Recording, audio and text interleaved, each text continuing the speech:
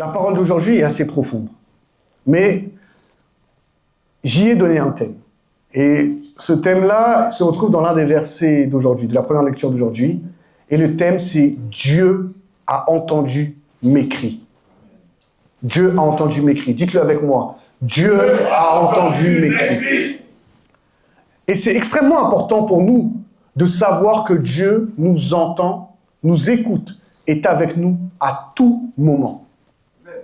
Nous vivons des temps extrêmement compliqués, vraiment difficiles. Quand on regarde dans le monde, on se demande, mais qu'est-ce qui se passe? Des guerres qui éclatent tous les 2 ans, des atrocités dont on nous parle aux infos à longueur de journée. En fait, on ne sait même plus où donner de la tête. Quand on regarde la situation même dans notre pays, on se dit « Ah, ce pays-là qu'on considère comme un pays magnifique, un beau pays où coule le lait et le miel. » Mais on est en train de se rendre compte que les souffrances aussi commencent à apparaître ici. Et donc, on est dans une atmosphère constante d'anxiété.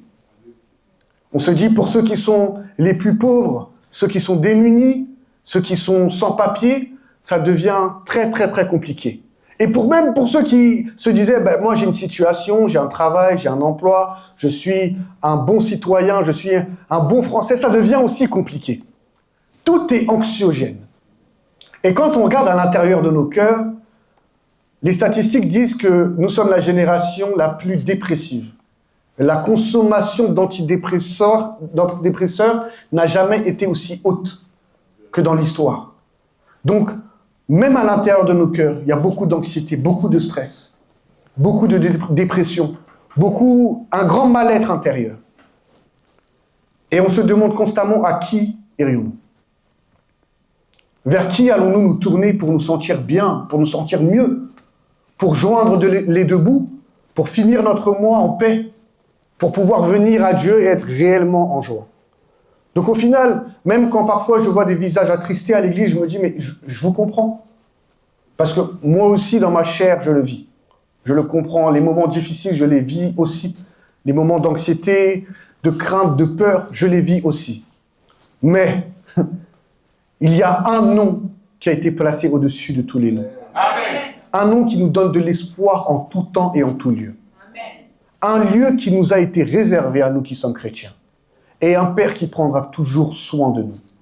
Ce nom, c'est le nom de notre Seigneur Jésus. Amen. Donc en fait, toutes les difficultés de la terre ne peuvent avoir raison de nous. Chaque minute, chaque heure, chaque journée, chaque mois est une occasion de réjouissance.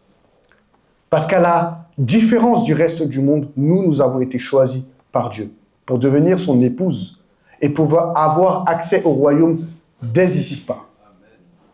Nous sommes les co-héritiers du salut. Mais quelle grâce! Amen. Ok. Alors, à la lumière de tous les problèmes de ce monde, la réelle question qu'on vient de se poser, c'est quelle est notre véritable identité? Pourquoi est-ce que nous avons reçu Christ? Nous savons que nous sommes chrétiens, mais nous souffrons autant. Est-ce qu'il n'y a pas un moment où nous nous questionnons réellement sur notre identité? Et pour parler de cette identité-là, le premier point, c'est que nous avons été créés à l'image de Dieu. Nous portons donc son identité et son esprit. J'aimerais que vous marteliez ça dans votre esprit. Dans notre thème, oui, Dieu a entendu nos cris. Nous devons nous souvenir à tout moment que nous avons été créés à l'image de Dieu. Répétez-le avec moi. Nous avons été créés à l'image de Dieu. Et ça, c'est extrêmement important. La première lecture nous le dit très clairement. Regardez l'histoire de Moïse. Et vous allez voir, ça rentre vraiment très facilement en connexion avec les temps que nous vivons. Un enfant juif qui est né dans un temps où la terre dans laquelle il est né le rejetait. Le chef d'État, le chef de la nation de ce temps-là disait que « je ne veux plus de ce peuple. Vous devez les décimer. Décimer tous les enfants. » Et la mère de Moïse l'a pris, l'a mis dans un panier et l'a jeté à l'eau, en espérant qu'il ait une meilleure vie de l'autre côté de la rive. en priant pour que les conditions dans lesquelles il est né, qu'il ne puisse pas mourir dans ces mêmes conditions. Sa mère s'est dit, allez, je te jette, vas-y. Adviendra que pourra. Dieu pourvoira, il prendra soin de toi. Et une femme l'a recueilli. Et cette femme a été fille de roi, fille du pharaon. Elle l'a recueilli et lui a donné le nom de Moïse. Moïse qui signifie celui qui a été sauvé des eaux. Le nom Moïse, Moshe, n'est pas un nom hébraïque à la base, c'est un nom africain, c'est un nom égyptien parce que c'est la fille du pharaon qui l'a récupéré et s'est occupée de lui. Et lui, comme le dit le livre d'Actes, il a été élevé dans toute la sagesse égyptienne, il a grandi en tant que prince, sans même connaître son identité. C'était un bon petit Français, un bon petit Américain, un bon petit, je sais pas, un bon petit Brésilien, mais là, pour le coup, c'est un bon petit Égyptien. Et il était sans comprendre, sans connaître son identité, jusqu'au jour où il a vu son semblable en train d'être torturé, battu, opprimé, fouetté, frappé, rejeté. Et là, en bon petit Égyptien, prince, fils de princesse qu'il était, il a dit non, je ne supporte pas. Et il a commis un crime. Il a tué l'oppresseur. Ah! Ça, c'est un moment grave. Bien que dans son cœur, il ait eu une envie de justice, le rappel de l'identité l'a poussé à une violence incroyable. C'est son rappel de son identité d'un coup qui a eu lieu, qui l'a poussé à une violence. Et lorsqu'il a essayé de sauver ce peuple aussi l'a rejeté parce qu'il ne le connaissait pas. Et ils lui ont dit, mais c'est toi qui as tué le garde là hier, toi tu veux venir nous gérer. Et hop, il a fui. Quand on lit la Bible, on ne se rend pas compte de la chronologie des choses. Mais entre le moment où Moïse a fui et le moment où Dieu s'est révélé à lui, il s'est passé 40 ans. En fait, il avait 40 ans au moment où il a tué le garde et il a fui vers le désert pour ne pas être capturé et il est resté là-bas pendant 40 ans. Voilà le temps que ça lui a pris de découvrir son identité. Alors la question que je vous pose aujourd'hui, c'est quelle est votre identité? Quand je vous dis que vous avez été créé à l'image de Dieu, qu'est-ce que cela signifie pour vous? Nous sommes dans les temps où la semaine prochaine, le Christ montera au ciel et bientôt on commémorera la Pentecôte. Qu'est-ce que cela signifie d'être à l'image de Dieu? Être à l'image de Dieu, c'est comprendre que dans Genèse 1, verset 2, il est écrit que la terre était informe et vide. Il y avait les ténèbres à la surface de l'abîme et l'Esprit de Dieu se mouvait au-dessus des eaux. C'est l'Esprit, comprendre qui est ce Saint-Esprit. Le cantique dit « Jésus vit en nous, Jésus vit en nous, c'est l'Esprit Saint qui m'a dit que Jésus vit en nous. » Oui, mais qui est cet Esprit Saint?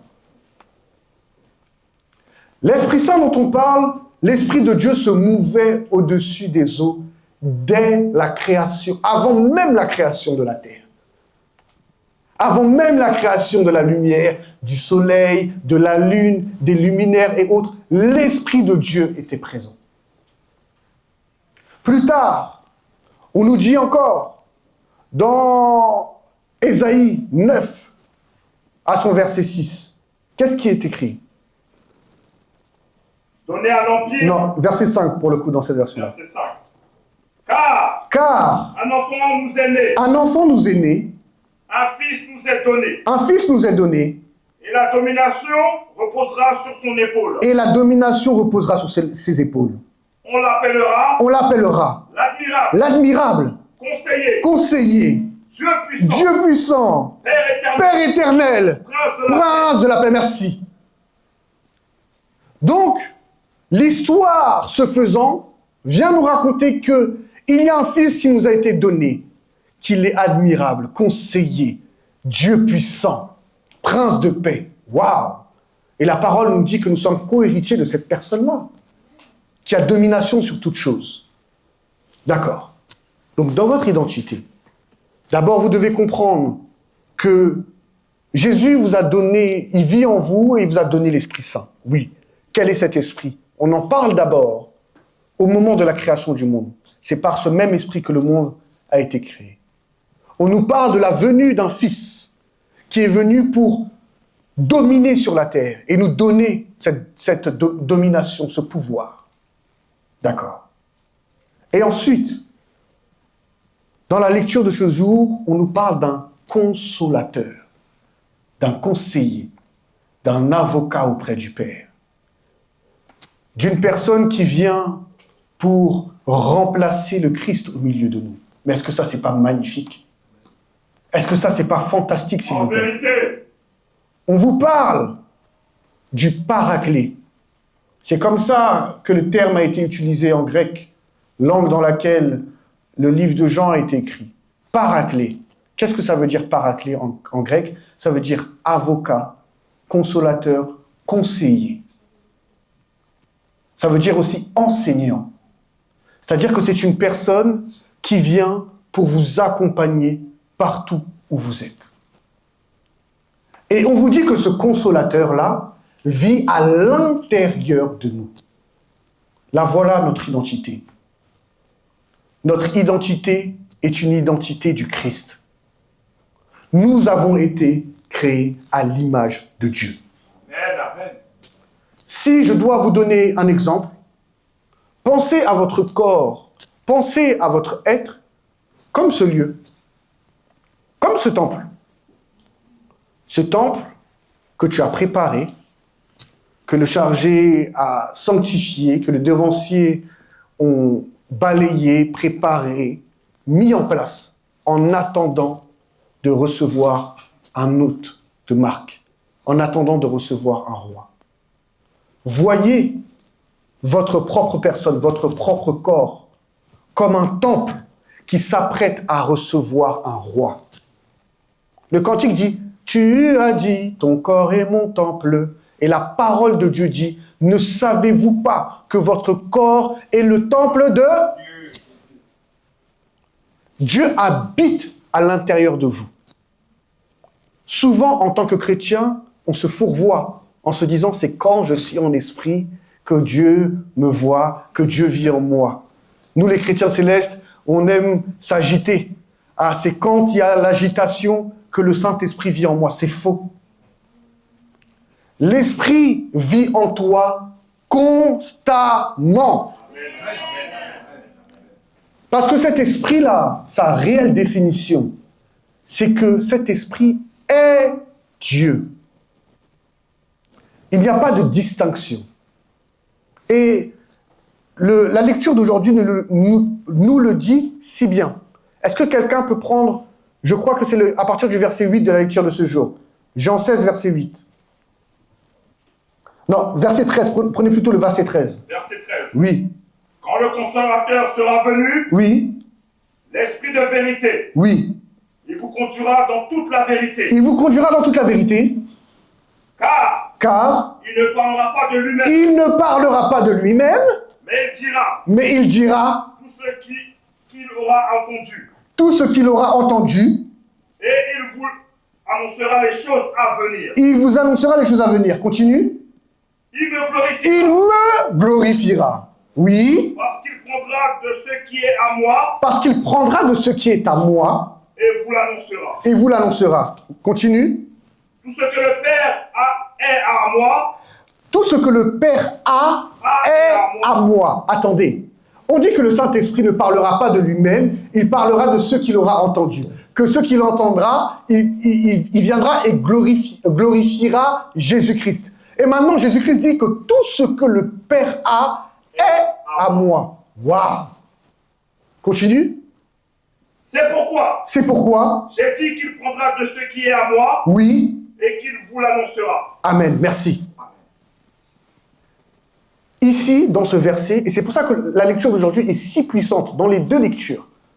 Dans ce verset, c'est l'allusion la plus claire à la Trinité que l'on puisse trouver dans la Bible. Amen. Et cela ne vient pas de la bouche de quelqu'un, ça vient de la bouche de Jésus-Christ lui-même.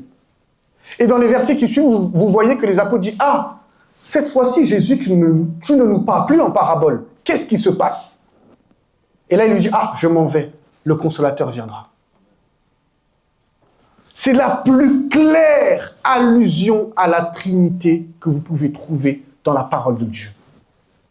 Jésus est Dieu. Amen. Parce que tout ce que le Père a est à Jésus. Amen.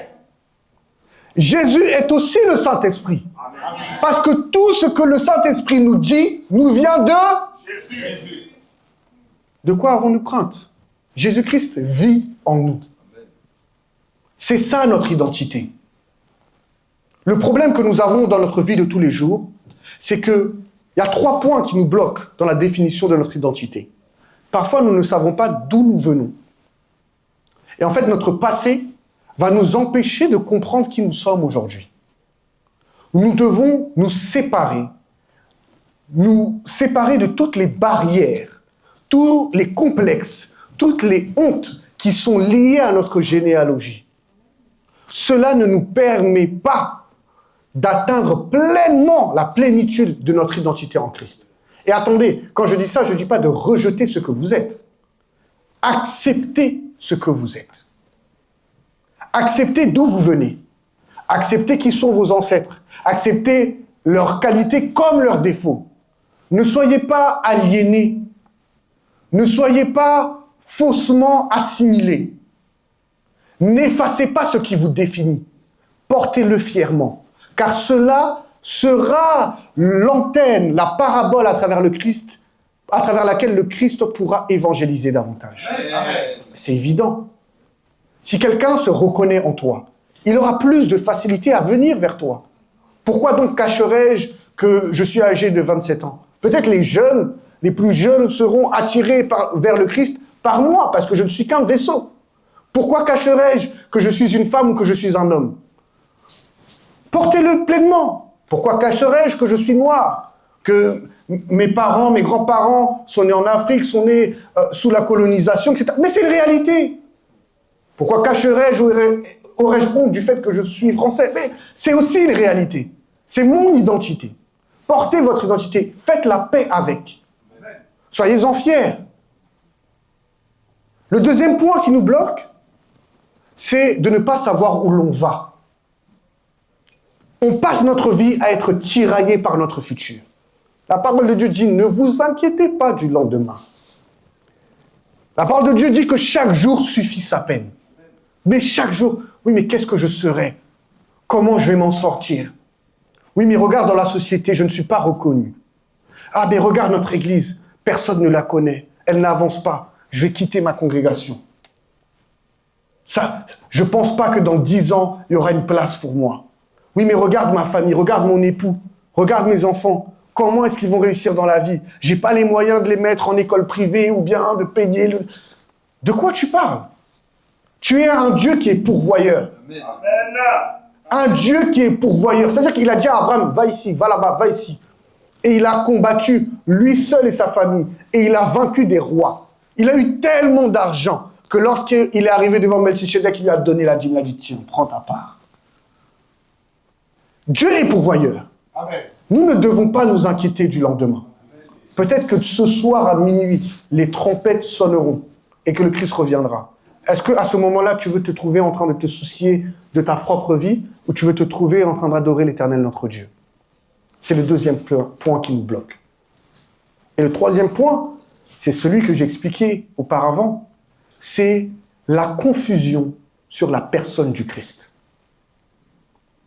Vous ne devez pas douter de votre foi. Amen. Doutez de l'identité du Christ. Ne laissez pas votre cœur aller à tout vent d'opinion. Consultez la parole de Dieu. Affermissez-vous dans votre identité christique. Amen. Parce que c'est la seule qui vous donne une réelle royauté. En vérité. Même Ponce Pilate ne pouvait pas juger le Christ. Même César ne pouvait pas juger le Christ. Même les plus grandes sommités de ce monde ne peuvent pas vous juger. Parce que Jésus vit en vous. Face à toutes les tribulations, Jésus vit en vous. Amen. Thème de ce jour, entendez bien, c'est Dieu a entendu mes cris. Amen. Quelles que soient les complications, sachez que Dieu entend vos cris. Ok, on a vu le premier point et la première analogie, c'est le temple. Le temple est préparé. Comment reconnaître son identité? C'est quand on sait qui on est.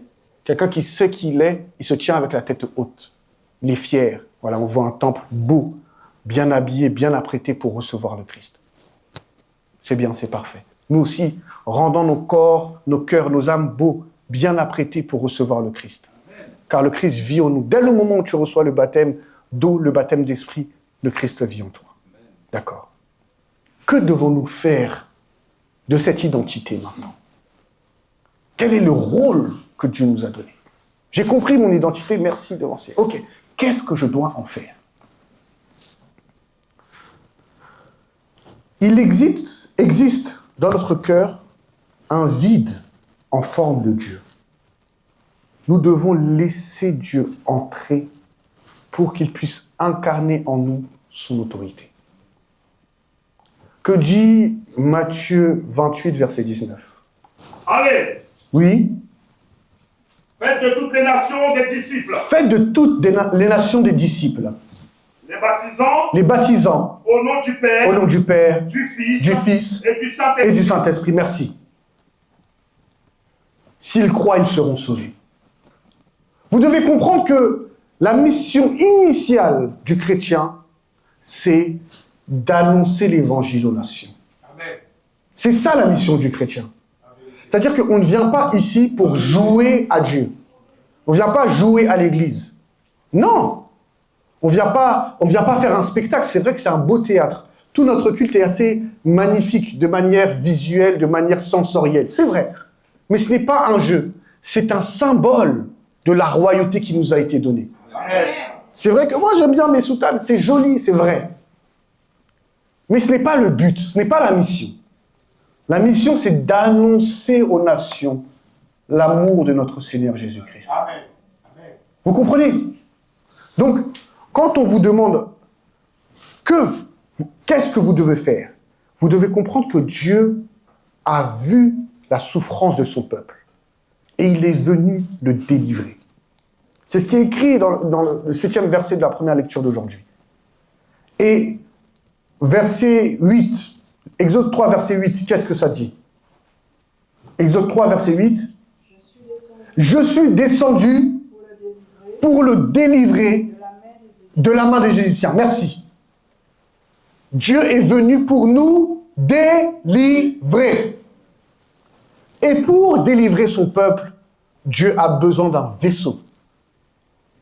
Dans le livre d'Exode, ce vaisseau est Moïse, Moshe, celui qui avait été rejeté, sorti des eaux, qui est né sans connaissance de Christ, mais qui a grandi dans toute la science, dans tous les savoirs de l'Égypte. Il connaissait tous leurs secrets, tous leurs rouages, leur science, leur enseignement, leurs dons spirituels. Il connaissait tout.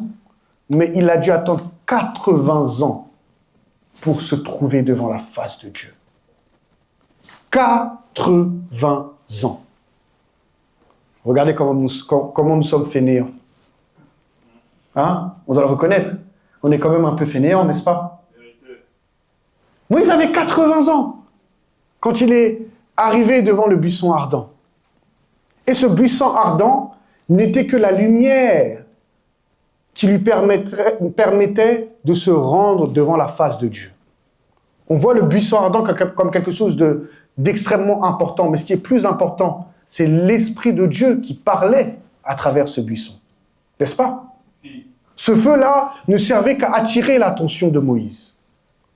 C'est de la même manière que lorsqu'on vous parle du Saint-Esprit, il y a l'effusion du Saint-Esprit, oui. Mais cela sert à vous attirer. Il faut être en constante présence de Dieu. C'est de la même manière que vous voyez la beauté du temple. Cela ne sert qu'à vous attirer. Vous devez être créé, faire un temple à l'intérieur de vous pour que Dieu y réside. Amen. Amen. Le buisson ardent est la descente de la Pentecôte pour nous les chrétiens. Vous comprenez cela? La Pentecôte qui arrive la semaine prochaine, le Saint-Esprit, c'est la commémoration du moment où Dieu a décidé de vivre durablement en nous. Ce n'est pas la fête de l'effusion du Saint-Esprit. C'est la fête de la vie de Jésus à l'intérieur de nos cœurs. Ce vide en forme de Dieu qui existait depuis le péché adamique a enfin été comblé. Ce que nous devons faire pour rentrer pleinement dans notre identité, c'est de comprendre qu'il y a dans notre cœur une place prédestinée pour l'Éternel notre Dieu. Et comprendre qu'il nous a donné une mission et nous rendre disponibles pour cette mission. Ça nous représente ici maintenant. Lorsque nous nous réunissons tous ici pour faire le culte de Dieu. Ah, Seigneur, je me rends disponible pour toi. J'ai vu la lumière, je m'en suis approché, j'ai ôté mes chaussures, je me suis prosterné et maintenant je t'écoute. Mais la mission de Dieu ne s'arrête pas là. Ça, ce n'est qu'une étape. La mission de Dieu ne s'arrête pas là. Isaïe 61, verset 1, s'il vous plaît.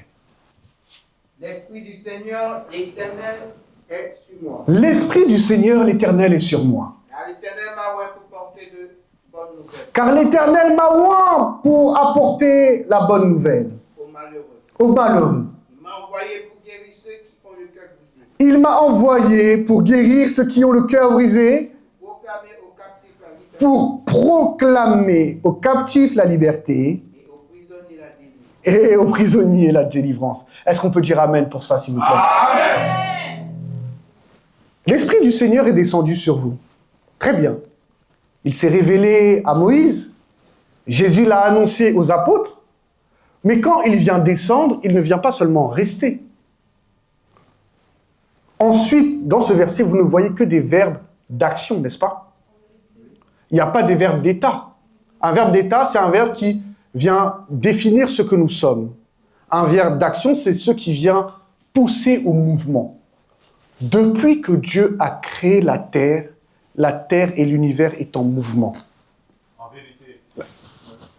Nous sommes tous allés à l'école. Nous savons que le soleil tourne autour de la galaxie, le soleil, la terre tourne autour du soleil, la lune tourne autour de la terre, etc., etc. Toute la création de Dieu est en constant mouvement. Il a séparé la mer des terres. La mer est en constant mouvement. Il y a des marées hautes et des marées basses. Même la Terre, même si nous ne le voyons pas de nos yeux, la Terre est en mouvement. Il y a différentes plaques tectoniques qui bougent constamment. C'est le grand balai de l'Éternel, notre Dieu. Dieu n'envoie jamais quelque chose pour qu'il soit statique. En vérité.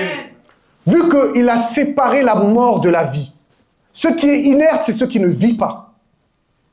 Ce qui est en mouvement, c'est ce qui vit.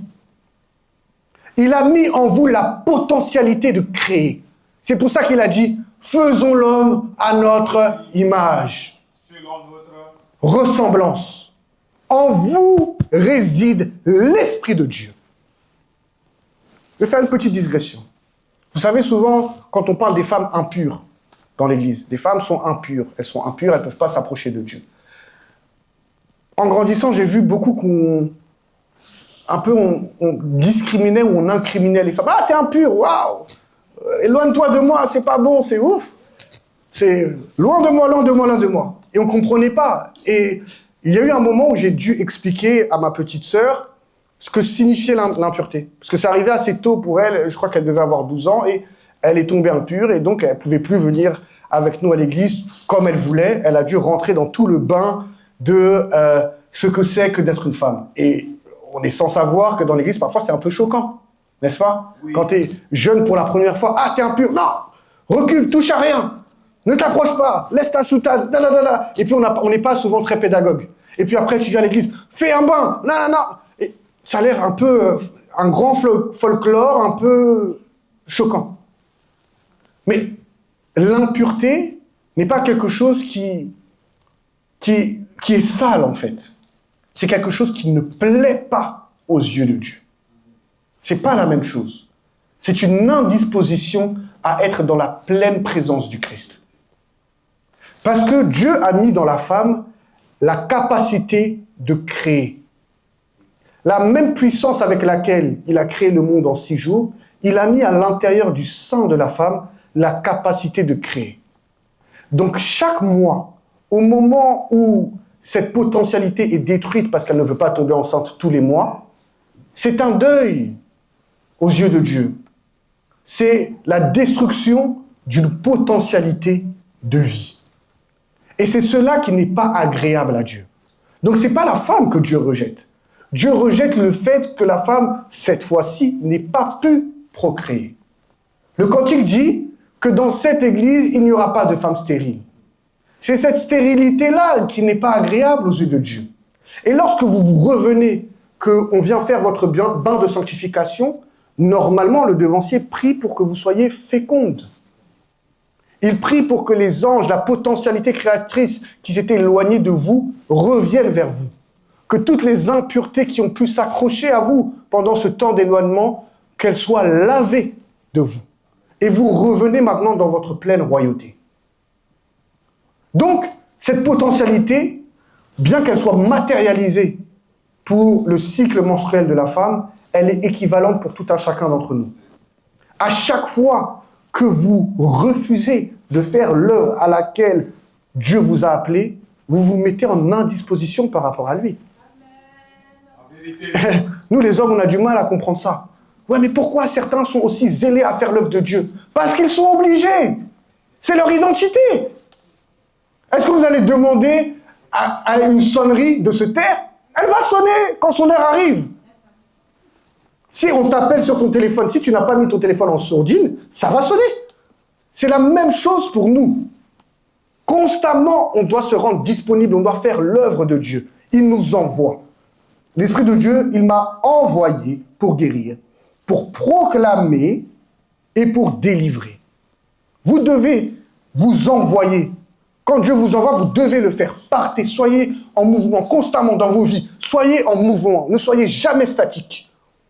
N'attendez pas le dimanche pour penser à Dieu. La semaine, soyez en mouvement. Priez, pensez à Dieu, faites de bonnes actions. C'est ça. C'est comme ça que vous devez le faire. C'est ce à quoi Dieu vous a appelé. Le troisième point maintenant.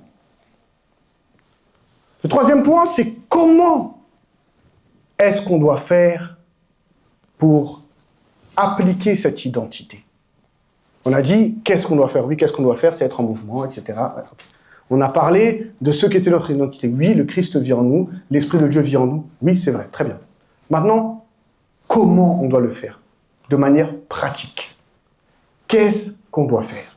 La lecture de ce jour, deuxième lecture. Jean 16, verset 8. Et quand il sera venu, le Saint-Esprit sera venu, le Consolateur, le Paraclet sera venu, oui. il convaincra le monde Il convaincra le monde en ce qui concerne le péché, en ce qui concerne le péché, la justice et le jugement. le jugement. En ce qui concerne le péché, En ce qui concerne le péché, parce qu'il ne croit pas en moi. parce que le monde ne croit pas en Jésus.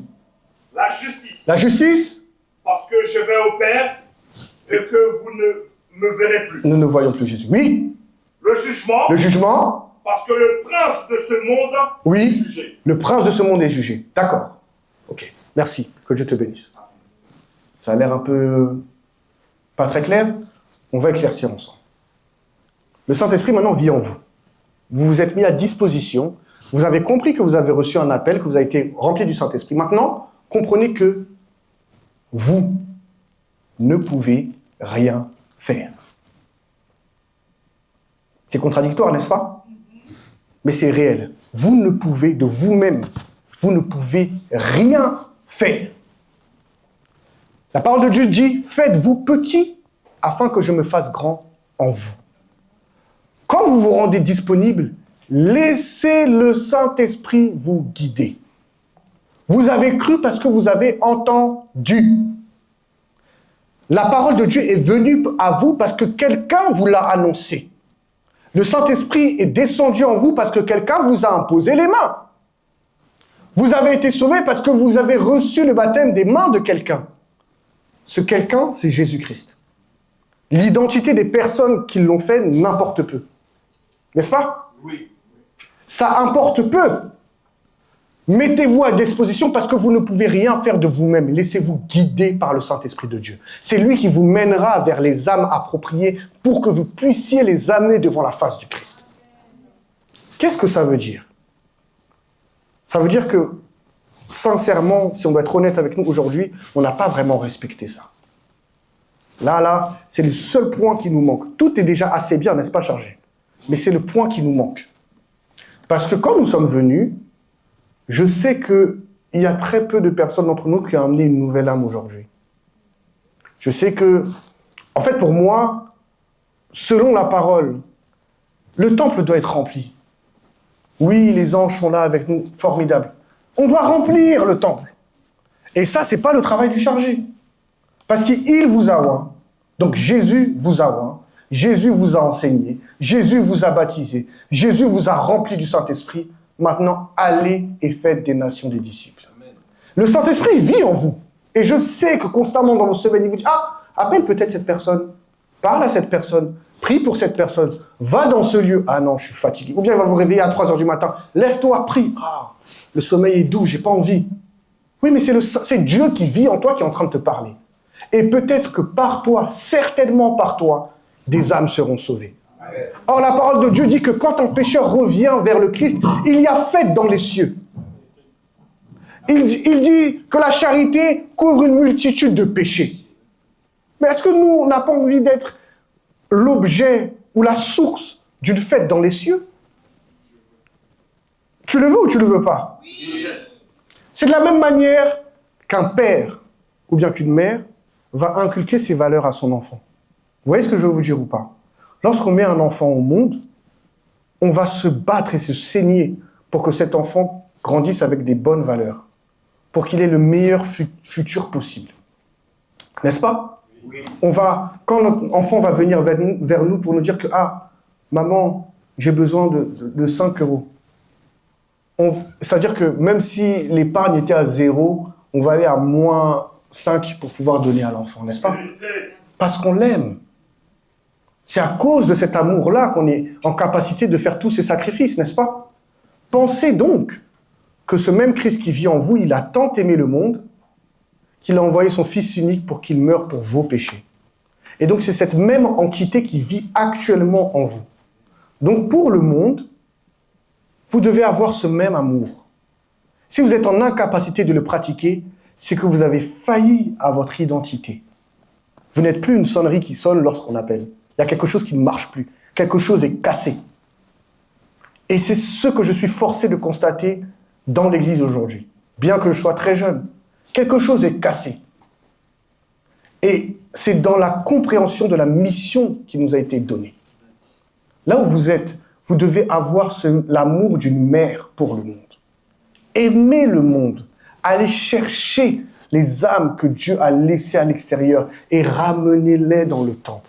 Pour qu'elles aussi puissent prendre part à la grâce que vous avez reçue. Parce que vous l'avez reçue de manière imméritée. Vous n'avez rien fait pour être considéré comme fils et filles de Dieu. Rien fait. Jésus a tout fait pour vous. Il vous a choisi, il vous a prédestiné, il vous a justifié. Maintenant, vous aussi, allez chercher ces personnes. Laissez-vous guider par le Saint-Esprit. Ça doit être quelque chose qui brûle en vous, qui est un feu qui est dévorant. Ça doit être ce même buisson ardent qui brûle mais qui ne consume pas l'arbre. Parce qu'il doit être là d'éternité en éternité.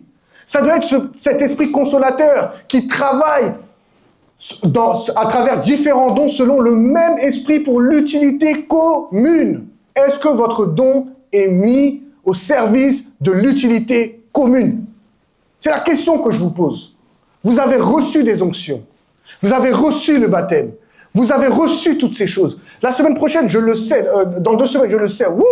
L'effusion du Saint-Esprit, là, les chaises vont voler. D'accord. Mais quels sont les fruits de l'Esprit que vous portez? Tes œuvres sont-elles valables devant Dieu? Médite bien, chrétien céleste, comment as-tu examiné ton cœur? Médite bien, chrétien céleste, je t'en supplie. Le sang précieux de notre Seigneur Jésus, qui procura le rachat universel, afin que quiconque croit et obéit soit sauvé par cette Église. Vous devez porter les fruits de l'Esprit. Je ne vais pas être beaucoup plus long. j'ai juste certains mots, ou certains versets, certains conseils à vous donner avant que l'on se sépare pour savoir comment vivre selon ces fruits du Saint-Esprit, selon ce paraclet, ce consolateur que Jésus nous a annoncé. Ésaïe 11, verset 2 dit « L'Esprit de l'Éternel reposera sur lui ». Il parle de Jésus, ce Jésus qui vit en vous. Esprit de sagesse et d'intelligence. Esprit de conseil et de force, de connaissance et de crainte de l'Éternel. Vous qui avez reçu l'Esprit, vous devez manifester ces dons. Vous devez manifester ces vertus. La sagesse, l'intelligence, le conseil, la force, la connaissance, la crainte de l'Éternel. En toute chose. Je n'ai pas besoin que vous alliez au milieu des rues pour dire « Jésus t'aime !» C'est bien. Les évangélistes le feront. Mais vous, votre vie doit être le témoignage de la vie de Dieu. En marchant au travail, avec vos amis, partout, on doit vous dire « Mais comment tu fais pour toujours être tranquille ?» D'où te vient cette sagesse? Et votre réponse automatique, c'est pas « Oh, tu sais, j'aime beaucoup... » Parce que là, vous allez glorifier votre chair. « Oh, tu sais, j'aime beaucoup lire des livres. Oh, tu sais, j'ai toujours été sage, on me l'a toujours dit. » Non. Voilà, je fais du sport, c'est pour ça. Non. Cela me vient de Jésus-Christ. C'est ça qui doit être notre témoignage, n'est-ce pas? Et, ah oui, mais où est-ce que tu l'as rencontré? Viens avec moi ce dimanche. Je sais que tu as un peu de temps. Ah, tu sais pas comment venir? Je vais venir te chercher en voiture. Même si on est un peu en retard, t'inquiète pas, c'est pas grave. Tu verras. Là-bas, il y a quelqu'un qui a donné sa vie pour Dieu.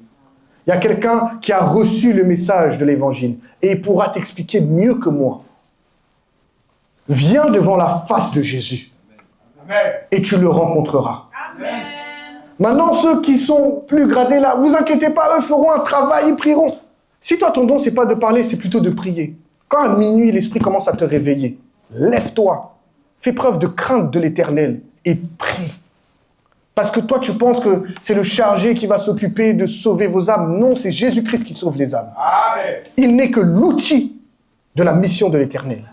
Donc parfois, quand la communauté va être attaquée, parce que nous battons pas contre la chair, mais contre les principautés de ce monde, que Dieu vient de dire qu'il va juger, n'est-ce pas? C'est ta prière dans la nuit qui va soutenir la communauté. Amen.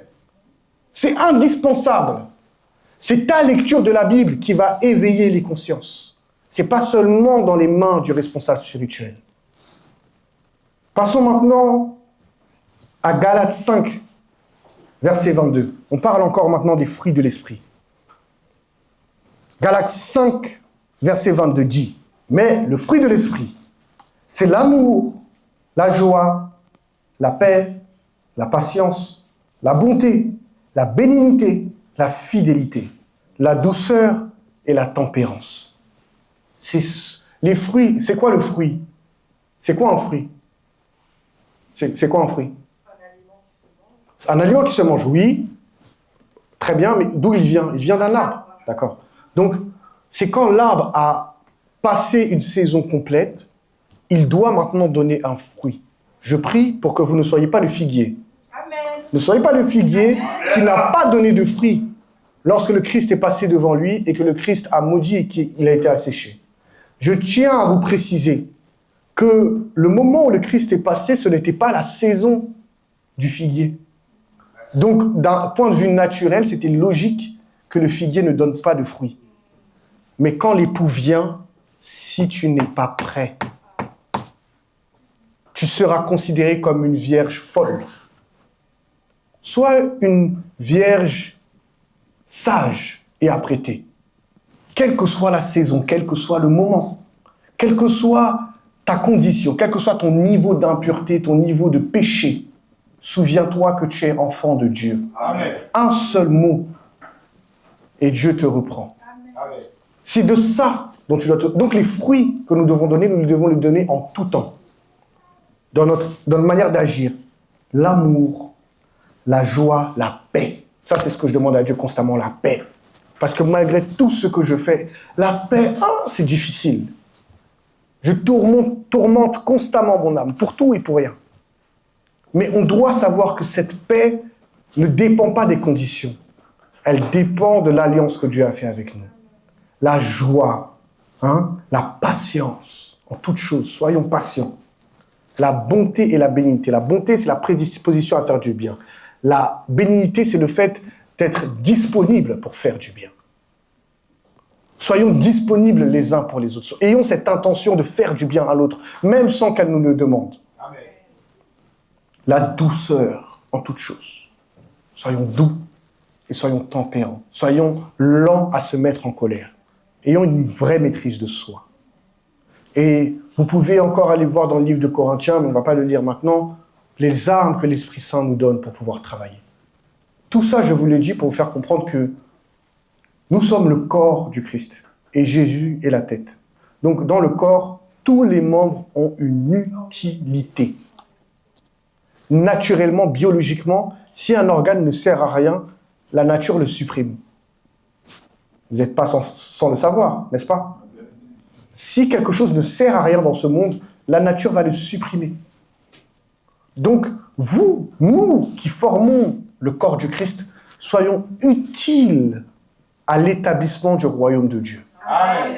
Je sais que les fois où je reviendrai, je sais que je le verrai. Je reconnaîtrai Christ parmi vous. Parce que vous aurez tous pris conscience qu'il faut remplir, il faut amasser les âmes, les ramener à Dieu et prendre soin d'elles pour le royaume. Amen. Papa chargé, que Dieu te bénisse infiniment. Amen. Merci pour l'opportunité que tu nous donnes. Je prie vraiment pour que vos âmes soient bénies, Amen. soient remplies de grâce, d'abondance. Amen. Que tout ce que vous avez donné à Dieu, que le cri de votre cœur, que Dieu l'ait entendu réellement aujourd'hui. Amen. Mais que vous, de retour, vous ayez entendu l'appel du Saint-Esprit. Amen. Que Dieu vous bénisse abondamment. Amen.